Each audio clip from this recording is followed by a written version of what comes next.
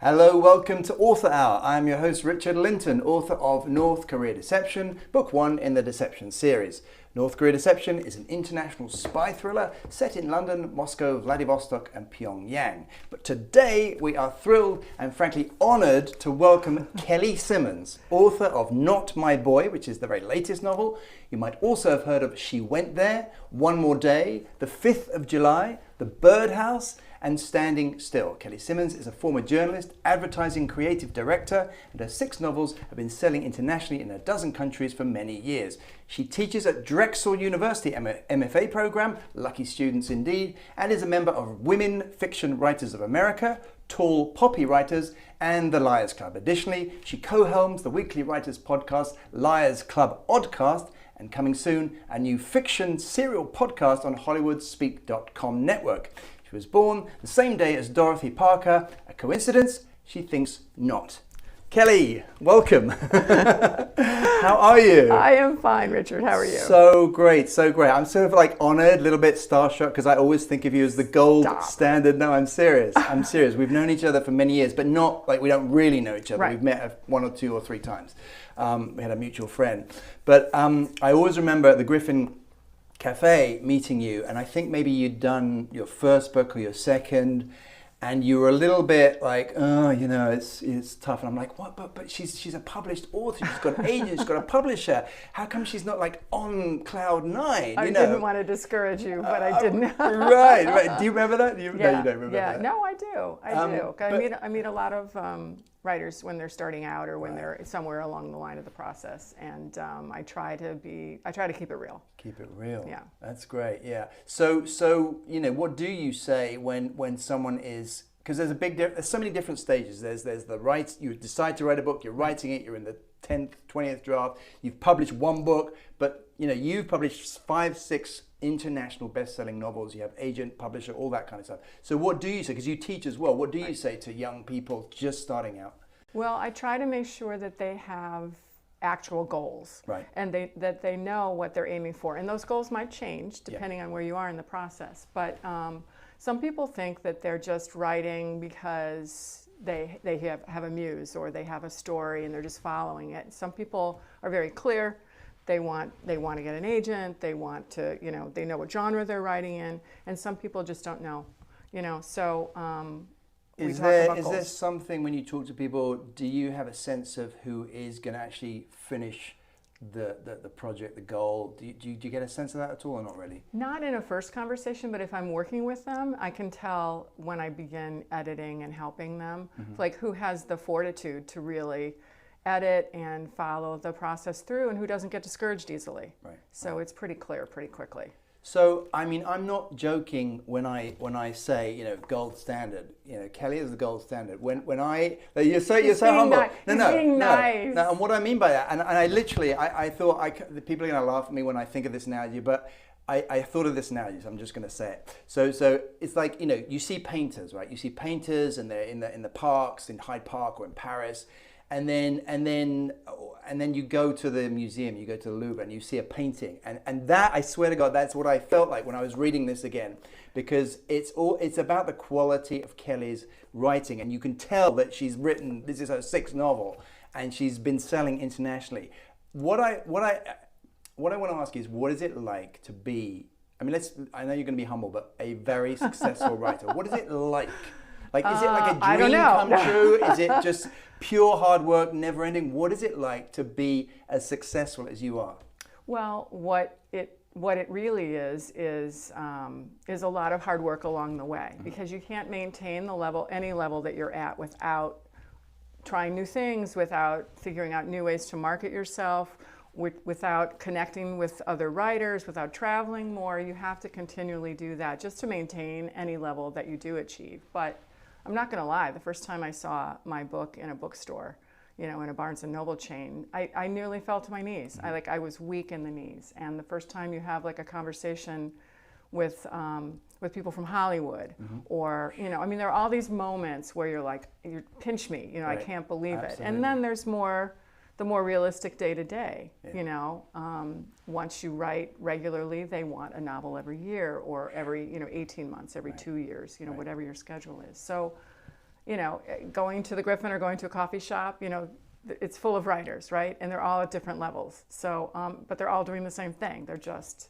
putting words on the page. I just have to share real quick my Barnes & Noble story, because 10-15 years ago when I started writing, and I would go into Barnes & Noble with my 2-year-old and look at the thrillers and read thrillers, and I finally got my first book into Barnes & Noble, right.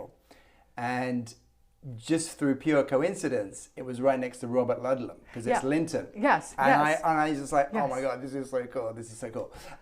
But going back to the process. So you do so many things. I think, well, how on earth did? And you've already mentioned you've just handed in your next book. Right. So just give us a sense again of what it's like. Your schedule. And I'm thinking of an article I read recently that said, all these new writers, they try and work out how they're going to find time to write. And they said, just so you know, a best-selling writer is no different. It's not like they can just sit there for 6, 7, 8 hours a day. They've still got a life and a family and stuff to do. So just give us a sense of your schedule, how it goes.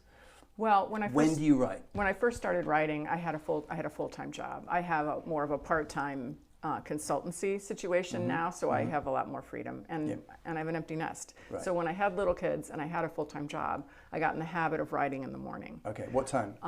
Early, like 5, 5 to 7, before everyone got up and before So school. like a 2-hour slot, probably not more, because you got to get kids off to school. Exactly. Yeah. So then I tried to incorporate train rides whenever I could. Into my commute, as opposed to driving, or if I had to fly somewhere, even sometimes I'd take the train to Boston if I had a meeting in Boston, because that's found time. Yeah, you get the hours on the train. So I got in the habit of writing just weekends whenever. too? Weekends too. I would hire a babysitter to come, and then I wouldn't leave the house. Like, instead of going to work out or go to a movie, whatever you do when a babysitter comes, right? Yeah. I just went upstairs and wrote. Interesting. So you got the babysitter. You mean, so wait, the babysitter came in the morning or the evening? Didn't matter when they came, and then I would just stay home instead of leave the house. Because that is so important, just knowing you can switch off.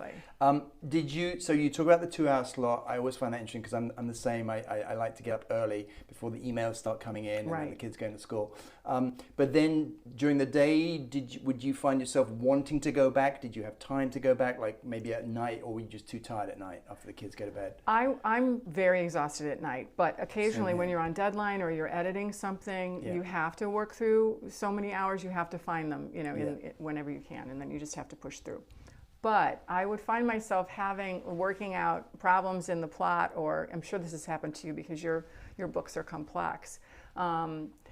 Some thorny issue would be solved while I was sitting in a meeting, and I would actually just write it in code on my yellow pad. Okay. I had a little code, like a little shorthand, and sometimes I did it on my computer too, even when people were watching me. Right. And then I just I cheated basically at my job by writing. Oh, so when you actually working, working. Well, that's kind of the beauty of writing, is that no one really knows exactly what you're doing. You can minimize those windows. You can email yourself. You can jot down things that only make sense to you. Why not? No one owns you. Yeah, right. Going back to that success thing, because I'm an actor as well, and it's very different how you sort of, you see yourself on TV, it's great, people see it or whatever. I'm just curious, and again, I don't normally ask this question, but because you are so accomplished, what for a writer, the concrete examples, I mean, do people recognize you? Do people write to you constantly? What are the signs of success, would you say, when you are as high profile as you are? What's it like, again, to be a writer who's done all this? You get more emails for sure. You get random requests for fairly strange things, things that you wouldn't think a person would write to an author about, like helping their child with an essay, or so some of that you have to ignore, right? Yeah, you can't or respond to college students, saying that they have to write about an author and can I help them quickly and it's due tomorrow. Like that's happened a couple of times. Like you are in college, like grow up, like you just don't even know what to say, right? And that is because, you see, again, it's interesting, like you've got a website, right. and I think you can contact you yes. on the website. Yes. So the thing is with like famous actors, yes. you can't contact right. them. You have to go through agents right. yes. and IMDb, yes. and it's almost impossible to yes. get hold of them. But with writers, you can. So, you know, it's interesting what stuff comes up. Sorry. No, you have to be more visible than you used to be right. because of social media. Right. So you have to have some interaction with readers. Yeah. That's the way you get invitations to talk to book clubs right. and, you know, go on Zoom and meet with book clubs and things like that. But once you go on the book club circuit, women really feel like you're their friend. Right. So they tell you things. Is this like one-on-one afterwards sort of thing, or even during the Q&A? Or even during the Q&A. I mean, mind you, women in book clubs are drinking, right? Right. Usually, right. you know, occasionally there's tea and you know cookies or something, but usually there's a lot of wine, yeah. And it feels much more like a slumber party, right. you know. So right. they feel like they know you a little bit more, and you want them to feel. Like they know you, but there are limits. I mean, you cannot write anyone's, you know, college essay. Right. I mean, come on.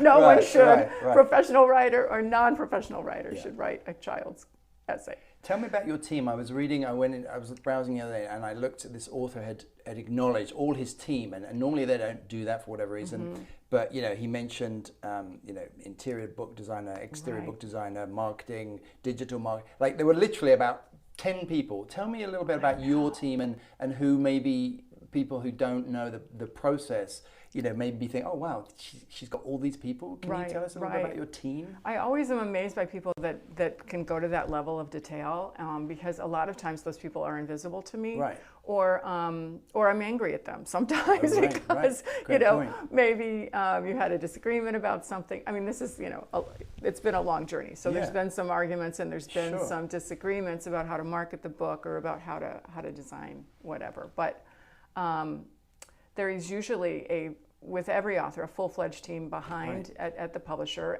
as well as your agent and your agent's assistant. And then you have co-agents too. You have a film agent and you have a foreign rights agent. So all of those people contribute. They tell you things you love hearing and they tell you things you hate hearing, right?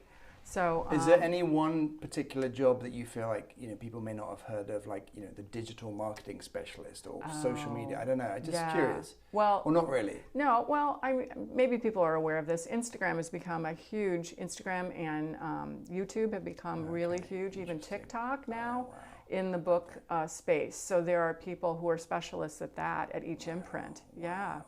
And authors. Some authors are pretty good at them as well. Do you like that stuff? Or to a certain extent, I do, more than many. I think because I worked in advertising for so long, I'm a little more comfortable in the short, you know, spaces. But it takes up a lot of time. Right. It takes a lot of time. Even just answering the comments, you know. Right. And of course, you have to do that. It's not like someone else is doing it. You do. Otherwise, I mean, I've seen very famous authors being taken to task by the way that they didn't engage properly with readers on. Yeah, you have to be nice to people. But I feel like when it all started, the social media thing, I don't know, say 5 to 7 years ago, whatever, I just remember sort of occasionally seeing you or seeing something that you'd done. And I also have a sense that you're not a sort of BS-y type of person. And so I thought, I wonder if Kelly's really just, you know, hating this and having to do it. But I feel like you've embraced it and you've accepted it. But how hard was it to get into to putting yourself out there like that? It was. I mean, it's definitely a change. Especially, I have daughters, you know, so I'm really conscious. How old are your daughters now? If I don't, they're all just graduated from college, Oh, wow. So you know, they're still. You know, young women, but you know, they were little for a long time. So you feel like your family, you don't want your family exposed too much. You know, I don't mind if people write to me, but you certainly don't want, you know, you don't want any weirdness going on. Exactly. So, so that was a change for me, but all forms of advertising I'm pretty much comfortable with, and I don't hate it as much as other people do. I understand the value of it. That being said, I'm a human being, and there have been moments where I've wanted to strangle people and strangle other authors for the way that they were behaving. with readers, and you just want to, you want to turn into a troll and just bash them, and of course you really can't. You gotta walk away from the screen. So much to it nowadays. So much to it. Yes. But going back to the children. So Not My Boy. Obviously, I don't want to give too much away, but it's a family. It's two sisters, and then the mother, and you have these two voices: the mother's voice and Hannah, the daughter, one of the daughters. And I just found myself chuckling through the sheer poignance of your observations and your writing, and it also got me thinking about humor, because I'm like, this isn't funny, ha ha. This is just like, oh, I know people like that. I know someone who said that. Tell me about, it's kind of a slightly odd question, but tell me about humor. Do you try and be humorous? Do you feel like you that comes naturally to you? Because I feel like humor is truth. So just speak to me a little bit about humor in your book. Well, I think that if someone only knew me through my social media feeds and had not read any of my books, and granted, there are a lot of people that do know me that way and don't read, or know that I'm an author, but just they don't read, whatever, or they read other genres. They would think that my books probably were funny because I'm very lighthearted, because that's who I am. But my books have a real dark undercurrent for sure. So I have to remind myself to bring in a little bit of that lightness, because that's how people are. They're not just light or dark. They're both. And I want characters to feel real. And people are funny. People do have witty comebacks. And people are sarcastic. The mother's just, they're all fantastic. But the mother's voice and the daughter and the two daughters and their relationship. And then it's a dark place because a little girl goes missing. Tell me about the. So your books aren't in a series, are they? They're all standalone. They're all standalones. Yes. So that was. Let me ask that in a second. Let me just ask about again the title. So this reminded me of About a Boy. You remember that famous movie? Yes. So was that? I'm just curious. Was that title? Was it because I thought, well, if Kelly's used this title to sort of jog people's memory a little bit, it's kind of really clever way, and it fits the story. Tell me about the title. How did that come about? Well, I admire that author so much. The author of About a Boy, and in fact, we're friends on social media. Oh, wow. And we've had some very funny exchanges. Oh, wow. Anyway. But I chose it just because the defensiveness of it, and there's the two sisters who both have suspicion, one against their son and one against their husband. So it felt appropriate. About a Boy is a much more lighthearted, romantic, book, whereas this is very dark. So any commonality didn't even make sense to me. But the title, you didn't think, if I change that title a bit, that could be kind of useful because that would jog people's memories. No. Because when I first heard the title, I thought, wait, is that the movie? Oh no, it's Kelly. It's Kelly's new book. That's so funny. So I thought it was kind of clever, but nothing to do with it. No, it really didn't. But I'm seeing what you mean now. Yeah. And what about the cover itself? Tell me, again, just going behind the scenes a little bit. It's so appropriate, that cover. It's so interesting in a very simple kind of way. Did you have lots of covers? Did you like this cover first time out? They had a couple of options that were very similar.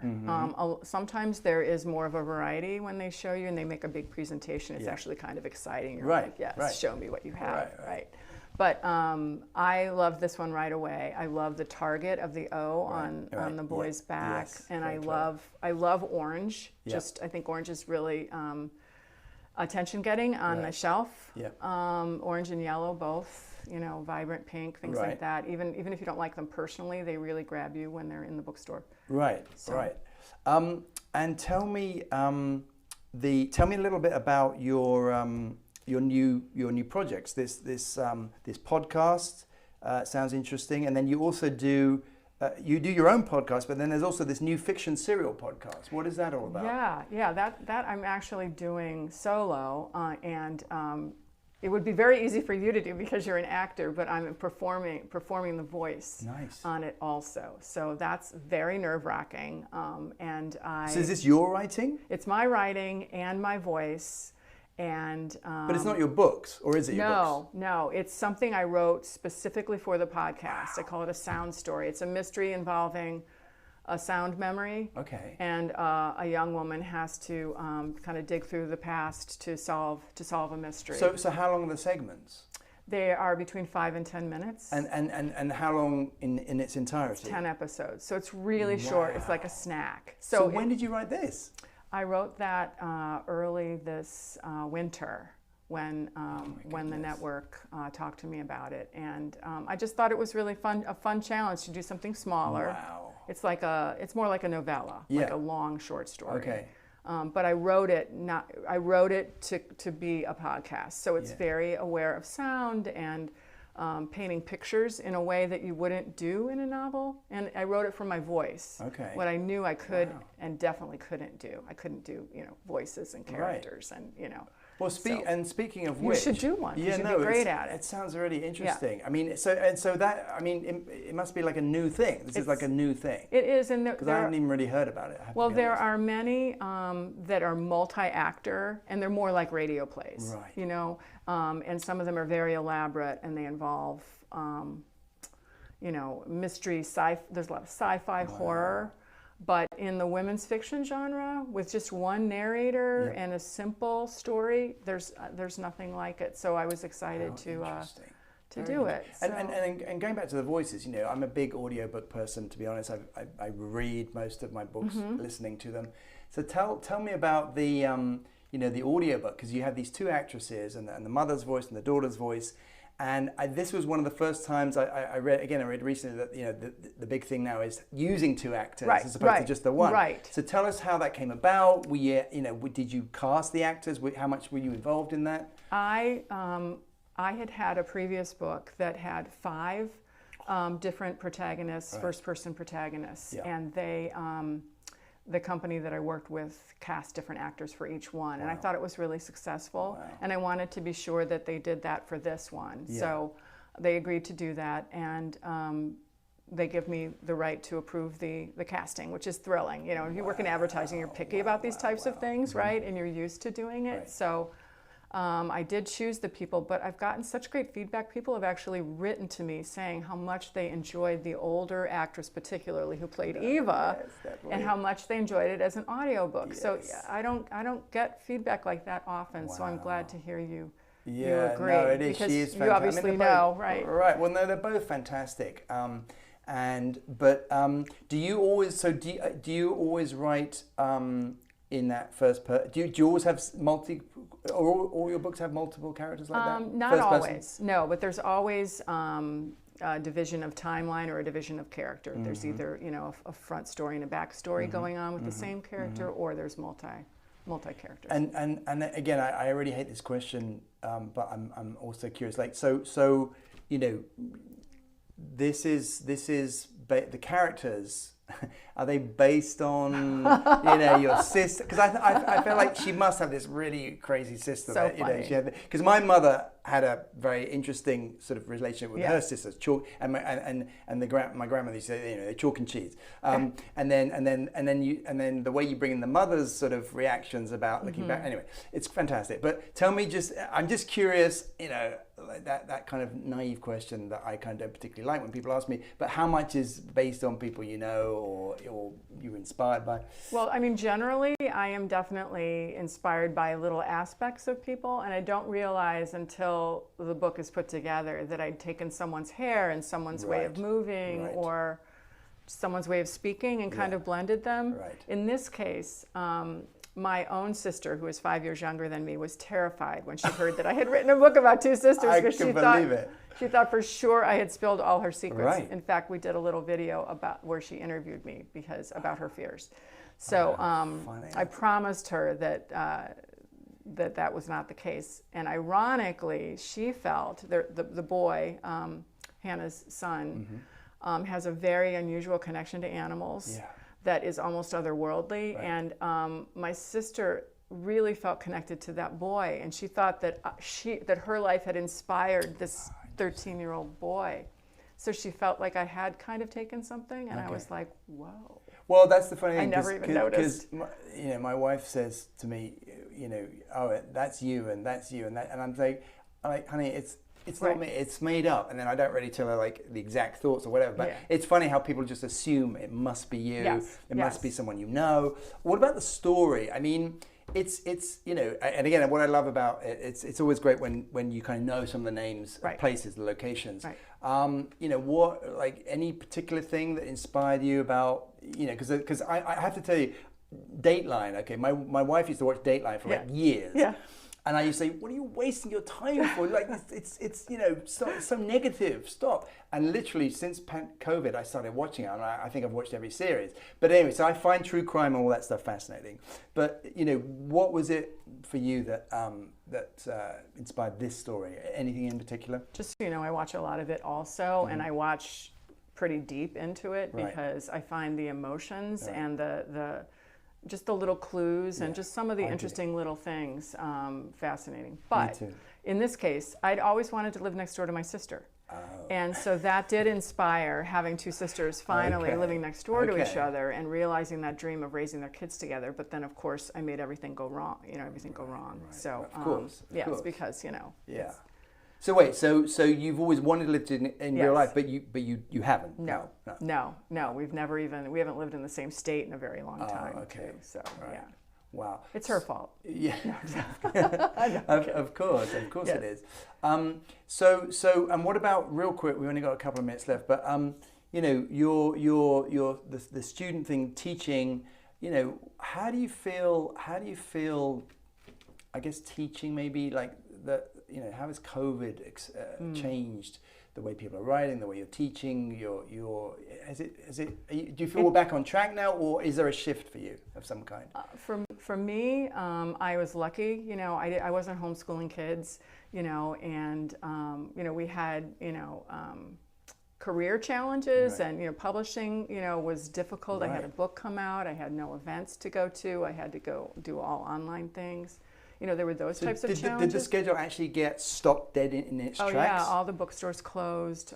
You know, everybody's for a long time. But you just got on and were writing the next book, kind of thing. I did, and then I tried to do online events and tried to do more things in the virtual world. I did a few tailgate things, but yeah, for a lot of writers, it was a terrible year. You know, they were dealing with relatives who were sick. A lot of people I know lost people, and they were homeschooling their kids while they were trying to write. So, but in terms of the, like, you know, affecting you, I don't know, your big picture, say, your big picture view. Do you have any major shifts for you, or not really? You're just ready to get back on track. Everything's going to get back to normal.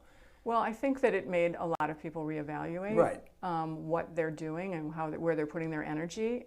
And for me, I'm more about focusing on the content. Okay. I wanted to go on there, but we're out of time. Sorry.